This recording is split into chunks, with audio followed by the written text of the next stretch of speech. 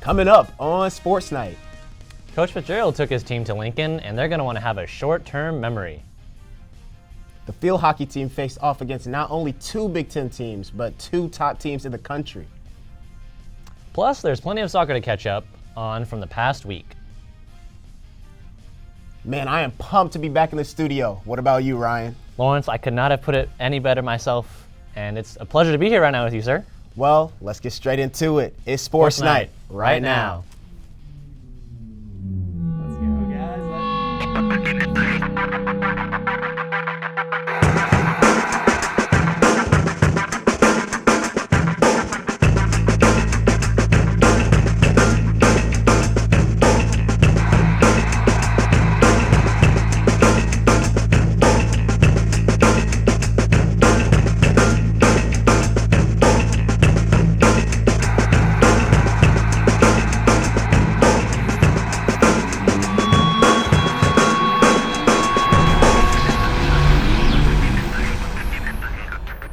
Welcome to Sports Night. I'm Ryan Choe. And I'm Lawrence Price. And we got a packed show after a long week of Wildcat athletics. You know we got to start off with football. Ryan, I'm going to flip it to you. It was a forgettable game for Wildcat football this past Saturday as the Cats took a trip to Lincoln, Nebraska. Head coach Pat Fitzgerald and his program were unable to pick up their first win of conference play this season. Starting with the first play from scrimmage, Nebraska quarterback Adrian Martinez with a massive 70-yard pass to Samori Toure all the way to the Northwestern 5-yard line. As he dodges a couple tackles there too, almost gets there from the first play of scrimmage. 2 plays later, Martinez walks in untouched for his first of 3 rushing touchdowns of this game. Later in the first quarter, with the Cats down 21-0, quarterback Ryan Helinski finds Stephon Robinson Jr. for a 9-yard completion. And later on that same drive, Helinski finds Robinson again for a 28-yard touchdown strike to put the Cats up on the board, still down 21-7 at the end of the first. And right before the end of the second quarter, Nebraska's Ramir Johnson catches in a 9-yard touchdown run to give the Cornhuskers a 35-7 lead headed into halftime. The Cornhuskers would go on to rush for over 400 yards in this game. The Nebraska offensive barrage would unfortunately continue in the second half, and the Northwestern defense continued to struggle mightily. This A.J. Hampton pass interference penalty would lead to a 38-yard touchdown pass from Martinez to Toure on this play right here. As Martinez rolled out to his right, wound up. Unfortunately, it was a common theme during this game, and that would put up the Huskers 49-7 at the conclusion of the third quarter. And finally, with Nebraska's backup unit in, running back Sevion Morrison in the backups even get into this little offensive party here with a 4-yard rushing touchdown as the Cornhuskers stomp the Wildcats 56-7 in a rough match for the Wildcats. And here to break down the state of the football team is WNUR Sports' own Andrew Neville. So Andrew, thank you so much for joining us today. How are you doing, sir? I'm doing well. I mean, it was sort of an unfortunate game last weekend, but it was still fun to be there and good to be on the show right now. Great. Well, it's a pleasure to have you, sir. And first question for you, let's just get right into it. What's the first word that comes to mind when you have to describe this team's performance last week, along with the status of the team just in general up to this point? You mentioned in the open, this word that comes to mind for me is forgettable. You got to flush that performance down the toilet. Really got to flush the entire first 3 games against Power 5 competition down the toilet. It's been a very rough start for Jim O'Neill as defensive coordinator. It's been a rough start against quality competition for the Wildcats so far this year. So it's just been overall difficult for the Wildcats to get anything going consistently in all 3 phases all year. And you really hit a highlight point there for a lot of Northwestern fans, bringing out Jim O'Neill and that once vaunted Northwestern defense. So for this upcoming week, Andrew, what do you think needs to change in order for Northwestern to survive, I guess, against the remaining Big Ten schedule, particularly on the defensive side of the ball? Yeah, as Northwestern has hit this bye week, it's coming at really what could be an opportune time for the squad, because defensively they are really just kind of in shambles. Like, it's been very difficult for them to figure out just anything schematically. If I had to point to one thing in particular, it would be limiting the big plays. Because overall, in each of the first 3 games they have played against Power 5 competition, Northwestern's given up more than a 70-yard play on each of the first 3 plays from scrimmage. So really what Northwestern needs to do is just get a set game plan. Don't start on the wrong foot, as they have each of the first 3 games. It's very difficult for an offense that is still developing and learning under Ryan Helinski to establish a consistent game plan and just have success overall if they're immediately starting as 7-0, 14-0, or as bad as it got Nebraska 21-0 hole. You can't expect this offense, which is a reasonably talented offense, but not exactly one of the more firepower offenses in the Big Ten, to score point for point when you're letting the opposition score in every drive. So you really have to work on limiting big plays out of the gate, making teams earn their points rather than just giving them to them on short 5-7 play drives. And then that's going to be the only chance the Cats have of regaining some success here as the back half of the season approaches. And now, with all of that said, Andrew, do you have a score prediction for this upcoming game after this bye as Northwestern welcomes Rutgers for homecoming? Do you think the school can get a win for the homecoming team? Yes, this is a very interesting game coming up here for homecoming. Rutgers comes in at 2-2 in the year. They started their 2 losses are to Michigan and Ohio State, who are 2 very talented Big Ten teams, arguably in the top half of the Big Ten East, if not the top 2 of the top 3 teams in the Big Ten East. Ohio State sort of ran all over them last week, but then Nebraska also ran all over the Wildcats last week. This is a up-and-coming Rutgers team that is coming into Evanston to face what should be a pretty big crowd for homecoming. So I do think we'll see an improvement for the Cats being in front of home and coming off a bye week. But I don't see it being so drastic of an improvement as they get past this Rutgers team. I see the Scarlet Knights coming out with a 27-14 victory at Ryan Field here in a couple weeks. All right, Andrew, thank you so much for the insight and expertise. Thank you for coming in on the show. And to our viewers, you can be sure to tune into his show on WNUR Sports, The Sports Voice, every Sunday at 8 p.m. And you can be sure to follow him on Twitter at AndrewNeville20. That is a 20. Hello, and welcome to the Wildcat Midseason Awards. I'm Maria Heim. And I'm Peyton Desario. Coming up this Saturday, Northwestern football has a bye week. So tonight, we're here to review the season so far. That's right, Peyton. Let's get into it.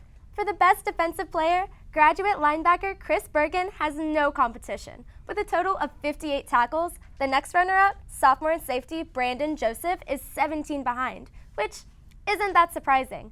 35 solo and 18 assists are tough to beat.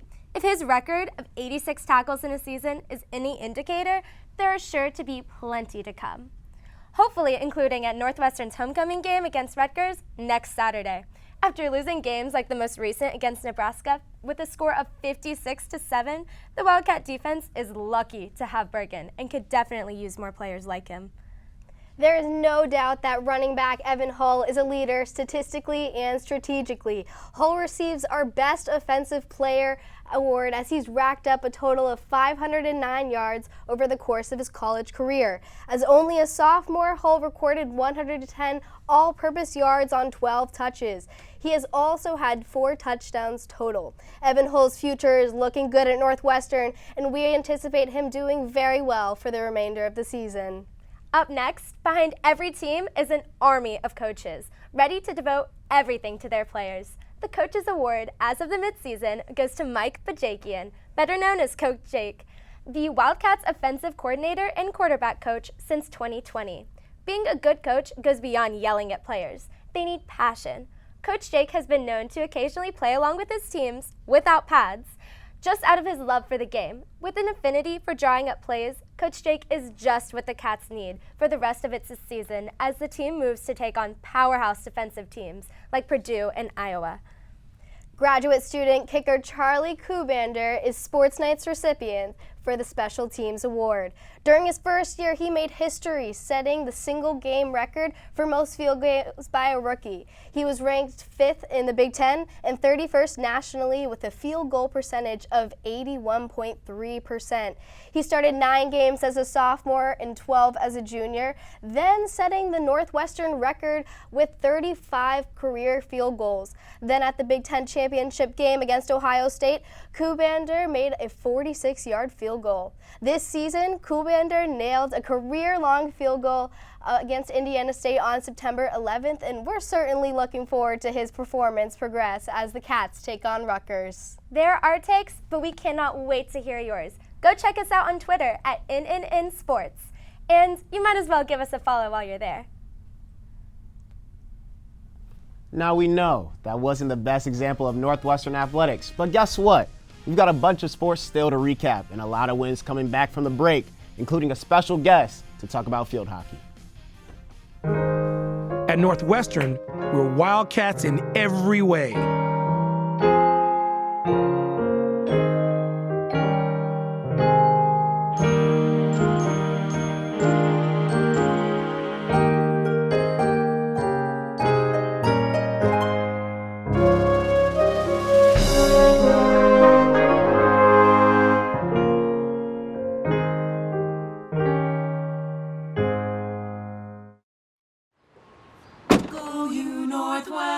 Northwestern break right through that. With our colors flying, we will cheer you all to go. Go you Northwestern, fight for victory, sweet victory, spread for the fame of our fair name, and go Northwestern, win that game. Go Cats! At Northwestern University, we are pioneering innovation and achieving excellence across every imaginable discipline.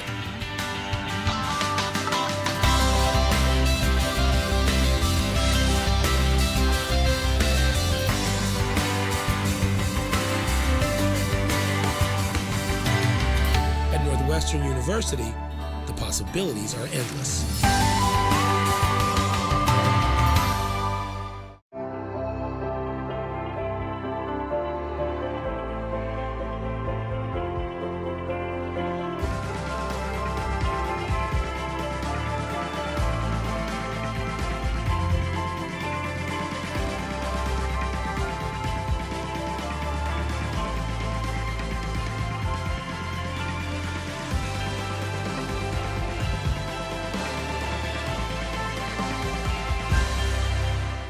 And welcome back to Sports Night. We just got done with the football recap, but let's turn our page to some more positive news as Lawrence will take it away with some field hockey. If you follow along Northwestern sports, it's pretty clear the field hockey team is the group to watch on campus. Game 1 of 4 on the road for the Cats, starting off with the top 10 opponent in the nation, Maryland. Second period, redshirt junior Bente Bakers his sophomore midfielder Maddie Zimmer, who finished it off to get the Cats a 1-0 lead. And the team wasn't done just yet. Late into the third period, ball takes a few bounces, and who's there? Graduate student Clara Roth to put it in the back of the cage. Now in the fourth period and final period, Kayla Blass sends the penalty corner to Bente Bakers. She wanted another one. She scores her second for the Cats in this game, and the Cats hold on. Maryland did score, but it was not enough to bring them back into the game. Now on to Penn State, University Park, not College Park. The Cats faced off against the number 7 Penn State Nifty Lions, and the team went into double overtime last year, but let's see what happens here. It was a head cracker, but in the third period, Penn State got on the board first. Mackenzie Azealis put them on the board. Now the Cats wanted to get back in the game, and who was it? Of course, Bente Bakers. 89th minute, she scored, sending the team into overtime, but Penn State, they were able to capitalize in overtime. Sophia Gladio, the team's leader in goals, puts Penn State on top and gives them the win over Northwestern. Now, a little bit more. Field hockey is assistant sports editor Skye Swann for the Daily Northwestern, a beat writer for both field hockey and women's soccer. Skye, thanks for joining me today. Thanks so much, Lawrence, for having me. Well, let's jump right into it. Northwestern was able to secure their first Big Ten win of the season against Maryland, a big momentum gainer, but they weren't able to do so against Penn State. What went right against the Terrapins that did not go right against the Nifty Lions? One thing that really went right against Maryland was shooting. Like you said, Bente was on her game, Clara Roth scored, everyone was able to get in, and penalty corners, the accuracy was on point. Versus with the Nittany Lions, they had a very amount of chances, but just weren't able to score. And to get back in the win column, the Wildcats need its top players and leaders to step up. One that we talked about, or you talked about earlier, Bente Bakers. How important has she or her play been this season for the Cats, and what do they need her to do if they want to get back in the win column? Her play has been amazing for the team. She leads the season in goals, and as a redshirt junior in the forward inside the circle, her attacking has really been a crucial weapon for them as they play different opponents, something that they just can't stop. So in order to do well this season, she really needs to be on her goal, on her A game. I feel you on that. And now looking forward, the Cats went to the Elite Eight last season. What do you envision for the team for the rest of their 2021 campaign? I envision a really good, successful season, even going back to the Elite Eight or maybe even Final Four. They're definitely in the top spot, as you said, ranked number 4. So as long as they work on their shooting, they're definitely going to have a successful Big Ten conference season and make it really far into the postseason. Well, thank you, Skye. And be sure to read Skye's work at the Daily Northwestern and to follow her on Twitter at SSWANN301. The Northwestern volleyball team stayed at home this weekend, hosting both the Rutgers Scarlet Knights and number 7 ranked Minnesota Golden Gophers. A lot of Wildcats showed out, especially outside hitter Temi Thomas-Ailara, who had 37 kills over the weekend. Here are some highlights. Northwestern opened up the weekend with Rutgers, a team who took them 2 matches from last year. First set here, a nice tip from Tatiana Hardwick is met with a sweet defensive play from Rutgers, but it's not enough to stop this cross-court swipe from Ella Gerbach, one of 4 kills on the match for her. Next set, mid-set point, nice run out from Alexa Rousseau, leads to a high bump set for Temi Thomas-Ailara. She gets the kill going off the hands to win the first set, 25-19. That was her 9th kill in the set, a career high for her. Hot serve from Temi right here as Rutgers tries the attack attempt, but eating it up is libero Megan Miller, and finally putting the point away is Hannah Lezak, beating the middle back. Northwestern took set number 2, 25-3. On to the third set. Tight ball game, tied at 20, and TTA welcomes Koya Dinovich to the block party, one of 15 in the game for the Cats. Finally, match point here for the Wildcats. A wicked float from Charlotte Chronister forces Rutgers to hit an easy attack at who else than Miller. High set from Rousseau, and going up and getting it is Lezak, off the hands, out of play. Cats take set number 3, 25-23, and sweep the Rutgers here at home. NU taking on number 7 Minnesota at Welsh Ryan Arena here. Northwestern would take the first set, but picking up on the action, set point in the second set, Northwestern looking to go up 2-0. Milani Schaffmeister sets to Jenna Wennis, who hits the kill wide. Northwestern wins the second set. The Cats would lose the third set, but would have 4 match points in their fourth, seeking their first victory against Minnesota since 2014. Alexa Rousseau with the set, Temi with the kill attempt, and Minnesota blocks, unfortunately. Temi hits back over. Cece McGraw, Milani Schaffmeister with the set, Taylor Landfair with the kill, but the ball deflects off of Alexa Rousseau, and Minnesota wins set number 4. Match point for Minnesota coming up, and Natalie Chizzo with the kill attempt, but blocked by Minnesota as the Golden Gophers win the final set 15-7 and the whole match 3-2. The women's cross-country team faced steep competition Friday as they traveled down to the Notre Dame Joe Pine Invitational. Despite coming in last of the Big Ten teams and 24th of all 25 teams involved, the Caps definitely had a few highlights. Senior Rachel McCardle finished with a 16:33 time, placing 13th among runners ranging from All-Americans to NCAA champions. With a time of 17:26, junior Kayla Bartolato also contributed to Northwestern's final score of 556. The Cats plan to use this experience as practice for the quickly approaching Big Ten championship. For now, Northwestern will be back in action next Saturday for the Penn State National Open. Don't worry. That last performance wasn't the best either. I don't know why we keep ending on bad notes. But hey, when we get back from the break, we will show some dubs, I promise. At Northwestern, we're Wildcats in every way.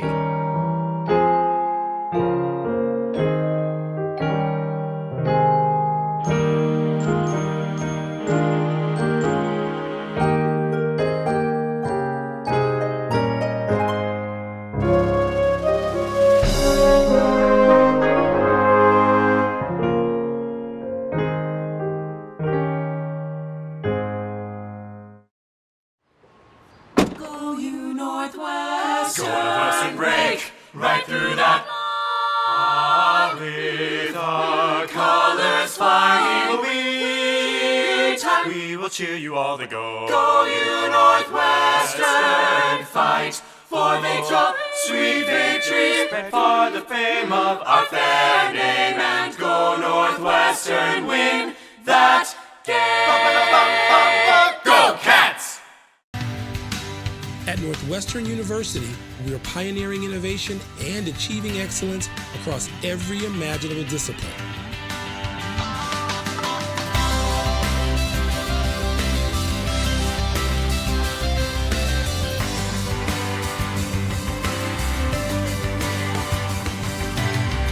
At Northwestern University, the possibilities are endless.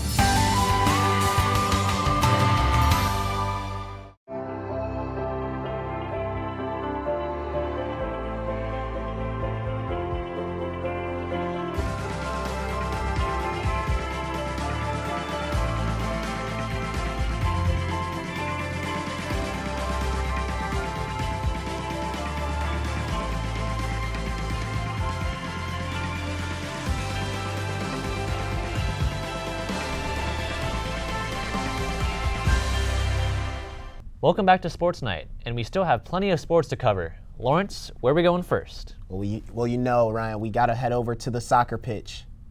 At the end of last season, Northwestern's women's soccer finished with 6 wins, 6 losses, and 1 tie.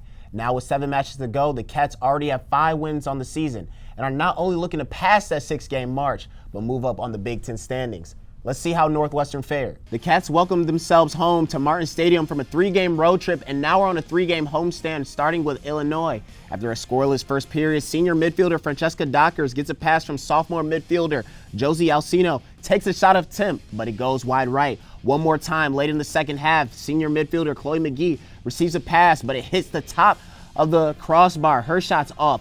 Cats took 11 shots in the contest, but hey, 11 times the charm. Why? Because Reagan Skye a header into the goal. The Cats in the 89th minute score, and it's enough to put the Cats on top. They win 1-0, hold off Illinois, the Fighting Illini. Great win for the Cats. To Sunday, Coach Monahan and the crew hosted the Cornhuskers in Evanston. Early first half, the Wildcats are outnumbered on the break, but when you put the ball in front of the net, good things happen. Josie Alcino puts that one in the net past the Nebraska keeper. Now, Northwestern would end the first half up 1-0, but rain and lightning would force a quick change of scenery.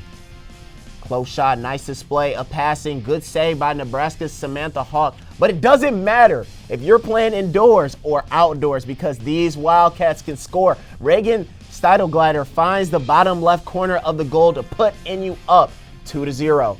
Northwestern would give up. They would give up a goal in the 85th minute, but it was too little, too late for Nebraska as the Cats close out the week 2-0 with the Lakeside date against Indiana tomorrow. And moving on to men's soccer now, after a great win against DePaul last week, Northwestern looks to get a winning streak going against Big Ten opponent Ohio State. Here are some highlights from that game. We'll start here now. After a big win, versus DePaul last week, Northwestern looked to keep this momentum rolling. It was a pretty quiet and rather actionless first half, and most of the second half as well. Prime scoring chance for the Buckeyes here as sophomore midfielder Lawrence Wooten serves the ball into the box. The header attempt sailed over the goal. This match goes into halftime tied at 0-0 apiece. Another golden opportunity here for Ohio State junior forward Channing Chaston, but puts a shot on the goal, but a great save there by Northwestern's grad student goalkeeper Miha Miskovic. Northwestern here now. Great defense leading to a transition opportunity for the Wildcats. Senior forward Jose Del Valle dribbles down the middle, passes it off to sophomore forward Justin Weiss, who buries the shot for a game-sealing win there in the 85th minute. First win of the year in Big Ten play for the Wildcats. And as Northwestern hangs on for a dramatic victory, they'll hope to continue the momentum against future Big Ten foes later on in their schedule. On to women's golf, where the Wildcats competed in the Windy City Classic on October 4th and 5th. Freshman Lauren Nguyen continued to show her prowess, landing in the top 20 individually for the second time in the team's first 3 tournaments. but the show was firmly on senior Kelly Sim, who tied for 14th. Her second straight top 15 finish after ending in 7th place at the Mason Rudolph Championship. As a team, the Cats tied for 7th place in the tournament with Michigan, a great finish considering each team above them is in the current top 25. The Cats will compete in the Stanford Intercollegiate from October 15th to October 17th before beginning Big Ten match play. And turning over to the men's side, not to be outdone, Northwestern competed in the Hamptons Intercollegiate Tournament in New York this past weekend, led by a third-place individual finish from David Nefall. A strong overall team effort landed the Cats a tie for first victory, with 4 of the Cats finishing in the top 15. As a team, Northwestern finished 4 strokes under par, which landed them in a three-way tie for first, placed with number 14 ranked Georgia Tech and the University of Virginia. They came into the tournament ranked 28th in the country, but this win is sure to put them in the top 25. The Cats will finish up their fall season at the Jake Owen Intercollegiate on October 17th and 18th before going into Big Ten match play. Don't go anywhere. Plays of the Week is coming up right after the break. At Northwestern, we're Wildcats in every way.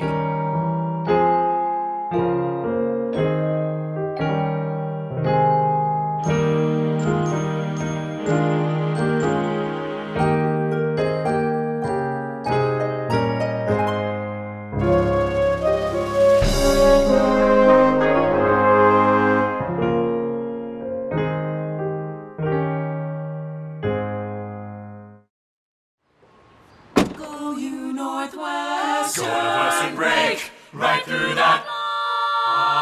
With our colors flying, we will cheer you all to go. Go you Northwestern, fight for victory, sweet victory, spread for the fame of our fair name, and go Northwestern, win that game.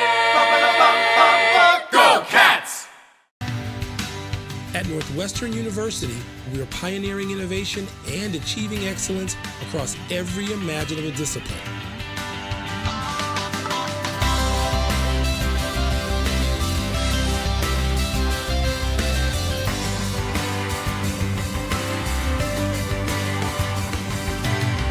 At Northwestern University, the possibilities are endless.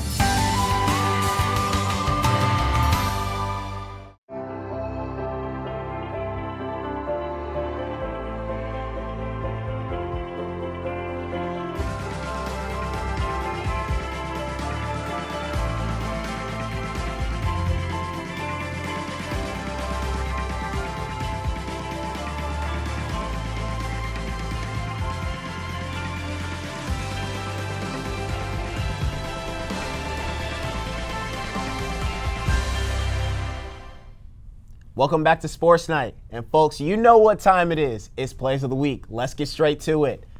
Coming in at number 3, the transfers, Ryan Helinski to Stephon Robinson. Ryan Helinski to Stephon Robinson, 28-yard touchdown. Give me that, but that was the Cats' only touchdown of the game, as we saw earlier, but it was a nice touchdown. And shot number 2 here, Bente Bakers scores, assisted by Kayla Blass and Clara Roth off the penalty corner to put this game on ice for field hockey. Coming in at number 1, Reagan Steigletter. The header into the goal. Illinois, a little bit of miscommunication, but we'll take it. Reagan was actually Big Ten Player of the Week. Great job to her. And that's going to wrap it up for us here at Sports Night. Do not forget to throw us a follow on Twitter at NNN Sports, Instagram at NNN_sports, and on YouTube at NNN Sports. For Ryan Choe, I'm Lawrence Price, signing off from the studio. Have a blessed night.